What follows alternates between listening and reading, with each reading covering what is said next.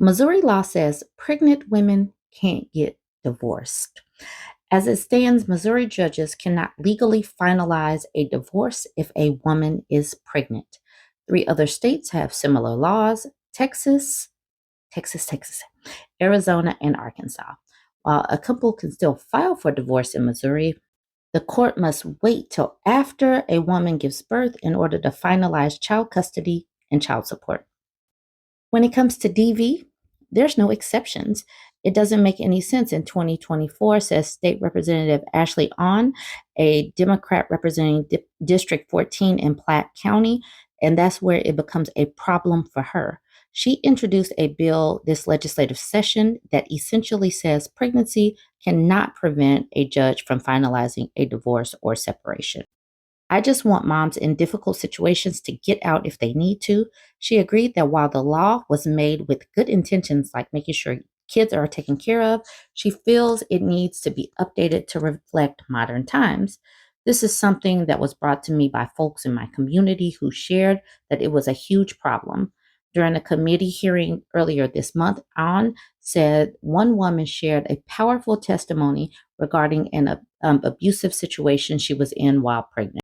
Not only was she being physically and emotionally abused, but there was reproduction coercion used. When she found out she was pregnant and asked a lawyer if she could get a divorce, she was essentially told no. It was so demoralizing for her to hear that. She felt she had no options. A report from Missouri's Department of Health and Senior Services says out of 10,000, a little over 10,000 women surveyed between 2007 and 2014, nearly 5% were abused either before or during pregnancy. That equates to about 500 women. This legislation could literally save lives, added Matthew Hoffman with the Missouri Coalition Against Domestic and Sexual Violence, which works to ensure its advocates have resources needed to provide services to rape and abuse survivors. For abusive partners, they might be using reproductive coercion and control to keep their partner pregnant so they can't ever actually be granted a divorce. Huffman says the current law comes down to two things: paternity and not wanting a child to be born without a determined father, along with child custody. While Huffman didn't have the exact numbers on hand, he did say women who experience DV while pregnant are more likely to have complications and poor health outcomes. Maternal exposure to DV is associated with increased risk of low birth weight, preterm birth, and infants exposed to it can show signs of trauma. The bill is still a work in progress, and despite On's passion to change the law, she says she doesn't feel hopeful that it'll get to Governor Mike Parson's desk this session. Still, Missouri Coalition Against Domestic and Sexual Violence considered it a top priority. These states do a lot to make sure that women stay trapped and that men don't have to face very many consequences. Women should have the option to exit divorces, and I really hope that more people see these things and try to eradicate these forms of control and bondage against women. The next news article: Republican base sounds ready for Trump's promised retribution with some exceptions. Former President Donald Trump vowed at last year's Conservative Political Action Conference to be his supporters' retribution, and many attendees this year seem eager to see what that looks like if he's reelected to the White House. When more than a dozen attendees were asked by ABC News what they'd like to see in a potential Trump term, many organically said they wanted some version of mass firings in the federal government and payback against President Joe Biden, with many also saying Trump's detractors within the GOP should be politically exiled. So, fealty to Trump and kiss the ring, otherwise, you have no job. I would like to see him actually drain the swamp, said Laura Magara, a nurse from Austin, Texas, using a favorite Trump term for Washington. I liked Vivek's idea: fire 70% of the deep state, the people that are government employees. So we have all these people that are not working and are going hungry, and more people that are food insecure.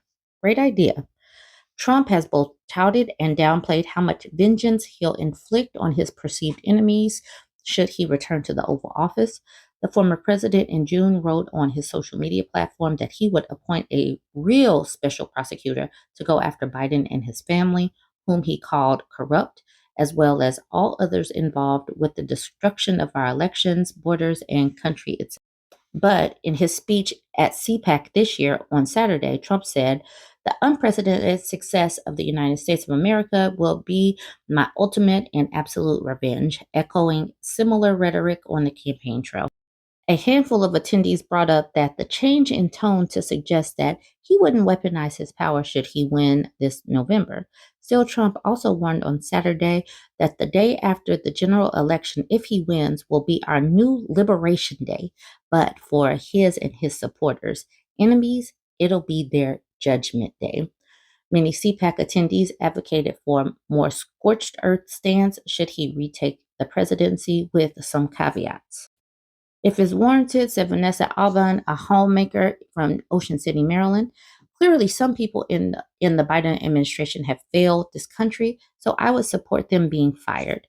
And while many conference goers believe that Trump would put an emphasis on policy, they were supportive of him specifically targeting Biden and his family over unproven claims of wrongdoing and influence peddling, allegations that are currently at the heart of the House Republicans' impeachment effort, which the White House denies as partisan. "I think it's very important. They're going to get into the weeds on all that," says Mark Wigram, a physician from Orlando, Florida. "I think charges are coming for him, Biden, and they should be," added Sharon Shiflett, a retired elementary school teacher from Connecticut. "I think he's compromised."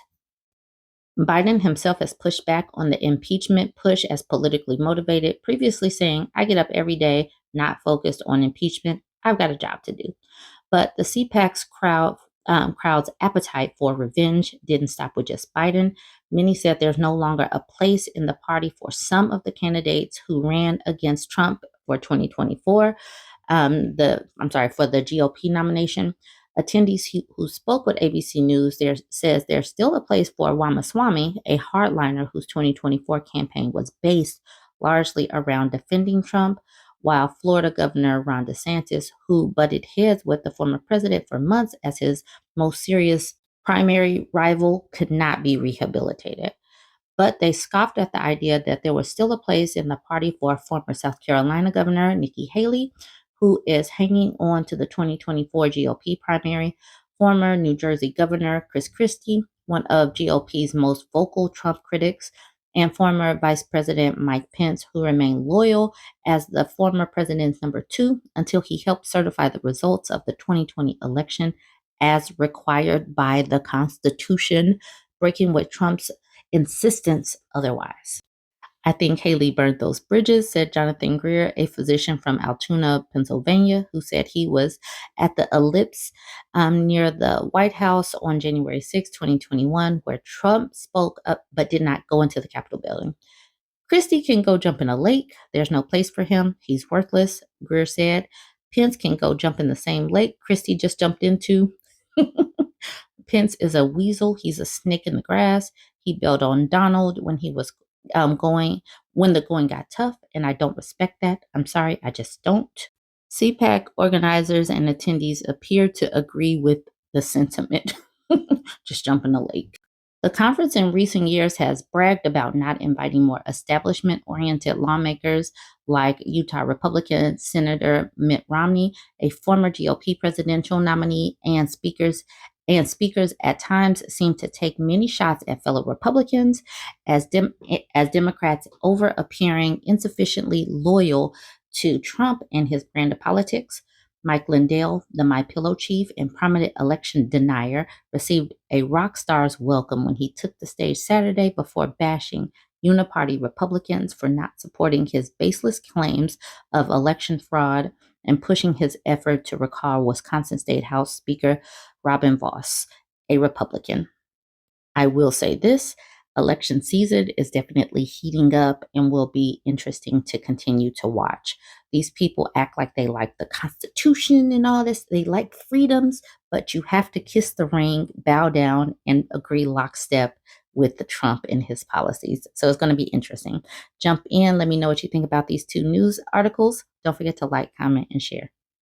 Many of these red states wouldn't be so red if they weren't gerrymandered to hell. Let's talk about Wisconsin. Wisconsin extreme gerrymandering era ends as new maps come into force.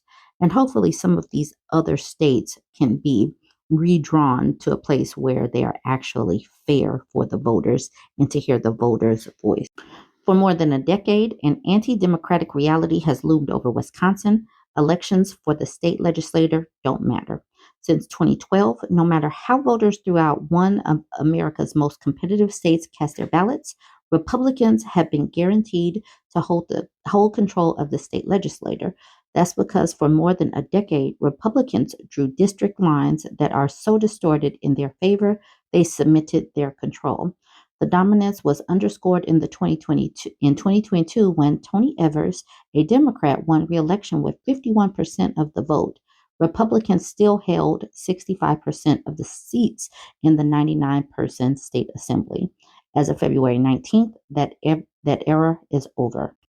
In a 4-3 decision in December, the Wisconsin Supreme Court struck down the state legislative maps, ruling that many of the non contiguous districts in the plan violated a state constitutional requirement for contiguity.